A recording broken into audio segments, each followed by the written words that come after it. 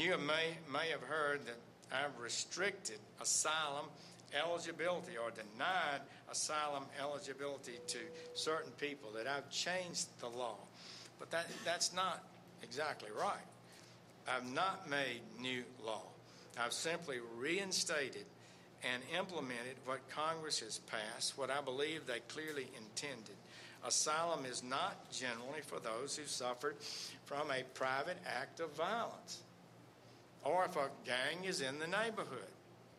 First and foremost, a person who faces that kind of threat, before they can claim asylum properly in another country, should see if there is not a place in their country they could move to. I bet you there are a lot of people in the United States would be safer if they moved to Indiana. I'm sure they would, actually. So it's for members of groups who are persecuted by the state normally.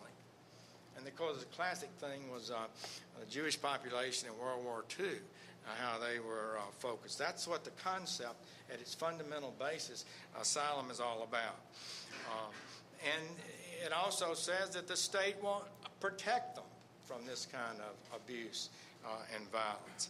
So members of those groups cannot go somewhere else in their home country. They should do that, but most of the people we're seeing today are victims of some sort of violent private crime. I also would note that in the Central American countries, we've had quite a dramatic reduction in violence in Guatemala and Honduras and some of the other areas. The peak violence that we saw 4 or 5 years ago has improved significantly. But think about it. They are victims of crime all over the world. 1.2 million crimes are committed every year in this country alone. There are 1.2 million of these victims are 1.2 million American victims entitled to demand asylum in Canada or the United Kingdom, if that's where they'd like to go, or anywhere else in the world they would like to choose. We have to make a choice. Do we continue to allow the word to spread that you can come here and there will be no consequences? Or do we finally send the message that we're going to enforce our laws? In the Trump administration, we enforce the law.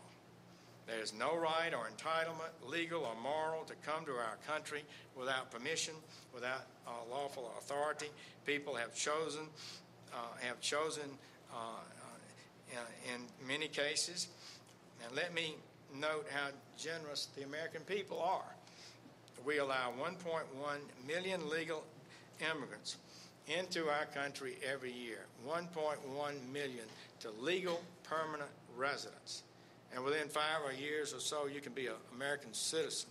No country in the world is close to that.